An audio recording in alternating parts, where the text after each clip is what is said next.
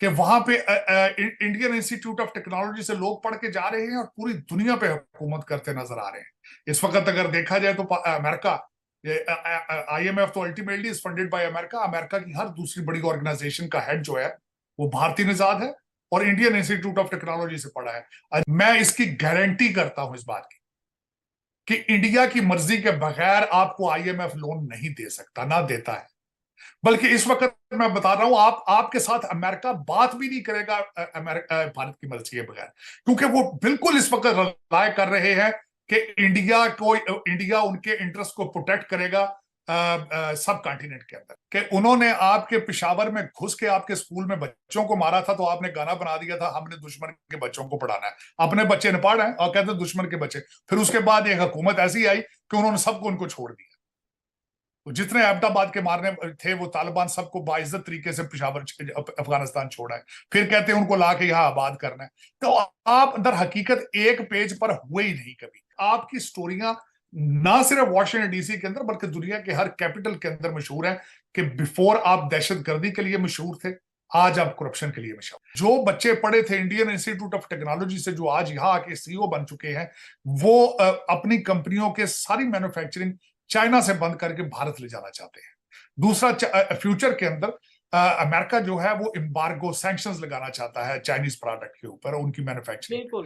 तो उसका फायदा भारत को होगा। उसमें कई स्पीकर थे जो भारत थे, बड़े बड़े अच्छे स्कॉलर थे, उन्होंने इस पे अपना कंसर्न शो किया कि भारत की तरक्की तभी हो सकती है जब साथ पाकिस्तान के अंदर भी अमन हो, वहां भी दहशतगर्दी को प्रमोट ना किया जाए, ताकि वो भी अबॉर्ड हो। ये this lot of people they agreed on it.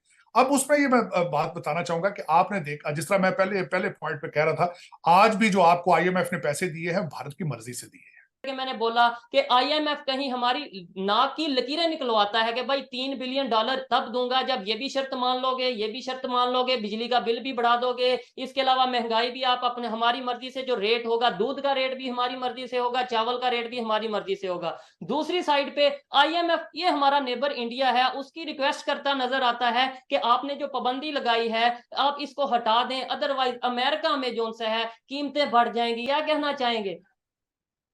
तो सब अफसोस कि बॉर्डर के एक पास आपने सूरत हाल बताई है वैसी ही है, और दूसरी साइड पे यहाँ पे फैटफ आपकी नाक की लकीरें निकलवाता है। दूसरा, IMF ने आपके साथ कौन सी शर्त है जो नहीं रखी उन्होंने बल्कि यहाँ तक कि आके अब वो आपके सियासी मामलात के अंदर भी इंटरफेयर कर रहे हैं। कभी इलेक्शन पूछते हैं कैसे होंगे, क्यों होंगे, कौन कराएगा, ये एक अलग चीजें हैं।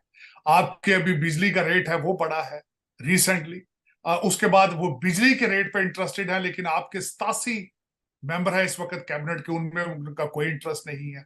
लेकिन दूसरी तरफ मैं ये बताना ये चाहूंगा कि भारत को ये करते हुए 76 साल लगे हैं। आप ये देखें कि वहां पे इंडियन इंस्टीट्यूट ऑफ टेक्नोलॉजी से लोग पढ़ के जा रहे हैं और पूरी दुनिया पे हुकूमत करते नजर आ रहे हैं।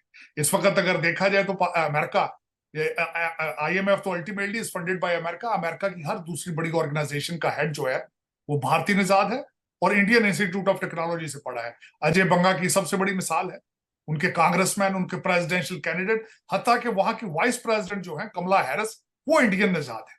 और जब दूसरी तरफ अभी रिसेंटली आपने और मैंने मिलकर, मुझे अभी याद है कि मोदी साहब का हमने जो ओवरसीज ट्रिप कवर किया था, तो उन तीनों चीजों के अंदर नजर आया था कि वो अपने भारतीय डायस्पोरा को प्रमोट करते नजर आए, वो भारत की करेंसी को प्रमोट करते नजर आए, वो UPI को प्रमोट करते नजर आए। आपने कभी देखा है कि हमारा को फॉरेन डेलीगेशन गया हो, उसने सबसे पहले तो ये बताऊंगा कि जाते कर्जा लेने हैं लेकिन 350 बंदों का डेलीगेशन साथ जाता है, कैमरामैन साथ जाते हैं, शेफ साथ जाते हैं, कुक साथ जाते हैं। तो कंपैरिजन मेरे ख्याल में, एक तो चोई साहब मैं अब इस पॉइंट पे पहुंचा हूं कि हमारा कंपैरिजन अब भारत के साथ करना पॉसिबल नहीं। पहुंची शहबाज शरीफ साहब के ऑफिस तो उनसे कहा गया कि आप अपना बैग चेक करवाएं और बैग यही छोड़कर अंदर जाना होगा, अंदर बैग ले जाने की इजाजत नहीं है। जिस पर वो काफी नाराज हुई और उन्होंने कहा कि मैं अंदर जा ही नहीं रही, मुझे मिलना ही नहीं है। फिर उन्हें सॉरी वॉरी कह के अंदर भेजा गया। ये भी सुनने में आया मेरे कि अगर किसी के पास डिप्लोमेटिक पासपोर्ट हो तो उसका बैग तो वैसे ही चेक नहीं किया जाता, सिक्योरिटी उस तरह से नहीं चेकिंग होती जैसे किसी आम आदमी की होती है। तो क्या हमारे यहाँ के जो मिनिस्टर्स हैं, चाहे वो इमरान खान रहे हो, नवाज शरीफ हो या इस वक्त के शहबाज शरीफ, इनमें से किसी को कुछ भी नहीं पता कि किस तरह से लोगों के साथ डील किया जाता है और क्या एक मैनर्स होते हैं किसी को भी वेलकम करने के। तो सब खड़े हुए थे कि मतलब आप आ गए हैं, अब आप खड़े हैं वहां पे, क्योंकि और मजीद डेलीगेट्स अंदर एंटर हो रहे हैं। तो इमरान खान आए और आके अपनी कुर्सी पे वो बैठ गए। तो बाकी अब सब खड़े हैं वहां पे, लेकिन ये वहां पे बैठे रहे। तो इस चीज को बकायदा, यानी मैंने देखा है बहुत से चैनल्स में इस चीज को फिर हाईलाइट किया गया कि देखें जी, ये पाकिस्तान का प्राइम मिनिस्टर है, जैसे इतनी भी तमीज नहीं कि जब बाकी डेलीगेट्स आ रहे हों, इनके आने पे अगर वो सारे खड़े थे तो इनको भी दूसरों के आने पे खड़ा होना चाहिए था, लेकिन वो आके वहां पे बैठ गए। फिर उसके बाद एक और आप देखिए कि सऊदी वो जो शहजादे हैं मोहम्मद बिन सलमान, वो जब पाकिस्तान आए तो उनके एजाज में एक बैंक्वेट किया गया। तो उसमें प्रेसिडेंट भी थे, उसमें प्राइम मिनिस्टर भी थे। अब वहां पे प्रोटोकॉल ये है कि जिस किसी ने भी तकरीर करनी है वो खड़ा होके तकरीर करता है। तो हमारे जो सदरे मोहतरम थे, उस वक्त अलवी साहब थे, तो अलवी साहब बैठे बैठे तकरीर करने लगे। तो इमरान खान ने उनको फिर एक हुक्म दिया कि खड़े हो जाएं। तो फिर वो खड़े हो गए, तो उन्होंने फिर खड़े होके वो तकरीर की। अच्छा, अब खाना जब आप शुरू करते हैं तो पहले जो आपका मेहमान है वो शुरू करता है खाना खाना, फिर आप उसके बाद उसको फॉलो करते हैं।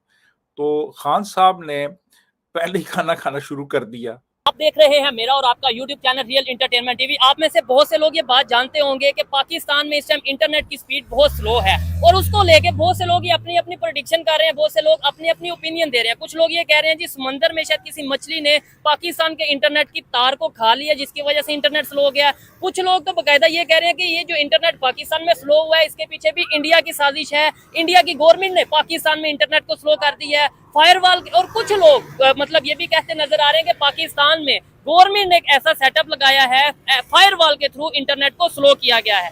पाकिस्तानी पब्लिक से बात करेंगे कि नेबर कंट्री इंडिया, जिसको हर चीज में हम बीच में इन्वॉल्व कर लेते हैं, पाकिस्तान में कुछ भी हो तो इल्जाम हम इंडिया पे लगाने की कोशिश करते हैं, वही नेबर कंट्री उतना आईटी से अर्न कर रहा है जिससे जितना सऊदी अरेबिया शायद ऑयल से अर्न नहीं कर रहा अपने। पाकिस्तान भी साथ रहता है, क्या वजह है? हमें ये चीजों की अवेयरनेस क्यों नहीं आ रही? किसान ला रहे थे, उन्हें रोक दिया गया तो फिर वो तो बाहर जाएंगे। देखें यहाँ पे जो इंटरनेट का इशू बना हुआ है ना, वो ऑलरेडी इंटरनेट का इशू बना हुआ है, हमारी जो गवर्नमेंट का कसूर है इसमें। अच्छा। देखें ये ओवरऑल जो है ना, पीछे से पता यही हमें लगा है कि कोई पीछे से कोई फॉल्ट है। ठीक है, आप क्या कहना चाहेंगे इसमें? हमें तो यही पता चला है कि गवर्नमेंट ने फायरवॉल चलाई हुई है, ये चीज है, ये इशू चल रहा है जिस वजह से ये स्पीड बहुत स्लो चल रही है। ठीक है, ठीक है। उसके अलावा वीपीएन वगैरह लोगों ने बहुत ज्यादा यूज लगा करना लिया। शुरू लगा लिया। ठीक है। और ये अब पीटीए ने ये बयान दिया कि हमारी तरफ से कोई इशू नहीं है ऐसा। नहीं, वो तो ठीक जाहिर है। बात है, गवर्नमेंट तो लेकिन उन्होंने अभी ये ब्लेम कर रहे हैं ना कि जी ये जो लोगों ने वीपीएन लगाए हैं उस इसकी वजह से वजह- भी स्लो हो कुछ गया। लोग तो ये कह रहे हैं जी समंदर से मछली ने किसी ने ना तार खा ली है, हाँ तार जी। काट गई है। कुछ लोग कह रहे हैं इंडिया ने कोई साजिश कर दी है। आपको लगता है वो- इंडिया ने हमारा इंटरनेट रोक दिया है? नहीं, ऐसा कोई इशू नहीं है। ये हमारे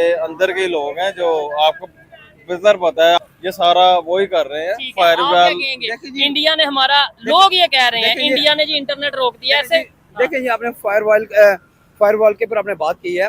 देखें इस चीज के ऊपर ना आपको इस चीज के बारे में आपको कंफर्मेशन, ना ही मुझे कंफर्मेशन है। ठीक है, देखें ये जो प्रॉब्लम बनी हुई, जहाँ तक मैं समझता हूँ, ये हमारे हो सकता है टेक्निकल फॉल्ट समुद्री हो सकती है, लेकिन यहाँ पे लोगों ने इशू बना दिया, सारी वाम ने ये कहा कि फायरवॉल को मतलब लगा दिया, ये कर वो कर दिया। ऐसा कुछ भी नहीं है मेरी समझ में। ठीक है, मतलब मछलियाँ ऐसी हैं कि उन्हें पता है ये पाकिस्तान नहीं, की नहीं, इंटरनेट की तार जा रही है, नहीं, इसे काट मैंने इसे मछली खा बात लो। ही की हाँ। मैंने टेक्निकल फॉल्ट बताया, हो सकता है। देखिए हमारे से बेहतर जो इंटरनेट सर्विस है इस टाइम बांग्लादेश में है। जी मैं बताता हूँ। देखें मैं ये चीज समझता हूँ, फायरवॉल के ऊपर ये कोई ऐसी चीज मैं नहीं समझता कि ऐसे कुछ हो। ये हो सकता है टेक्निकल फॉल्ट होगा जो उनको सही समझ नहीं लग रही इनको। ठीक है, ये हम कह सकते और हैं। अगर किसी और कंट्री पे इल्जाम लगा देंगे जी उसकी वजह से होगा, नहीं आपको नहीं लगता है? नहीं ऐसा कुछ भी नहीं, मैं ये नहीं कहता। ठीक ये गलत है। ठीक है, ये गलत। दुनिया में लोग इंटरनेट के थ्रू ऑनलाइन लाखों डॉलर कमा रहे हैं। मतलब कंट्रीज अपना इतना इंडिया की अगर बात जैसे भी मैं कर रहा था, वो सऊदीया उतना ऑयल से नहीं कमाता जितना वो अपना इंटरनेट से, आईटी से कमाते हैं। क्या कहना चाहेंगे, हम क्यों नहीं इसके ऊपर वर्क कर रहे, उल्टा तो हम रोकते नजर आ रहे हैं। देखें पाकिस्तान में जो सबसे बड़ी प्रॉब्लम है वो ये है कि यहाँ पे हर एक बंदा तो एक दूसरे से जेलसीज करता है, यहाँ पे हसद करता है यहाँ पे, ठीक है। तो बात ये है कि यहाँ पे हमें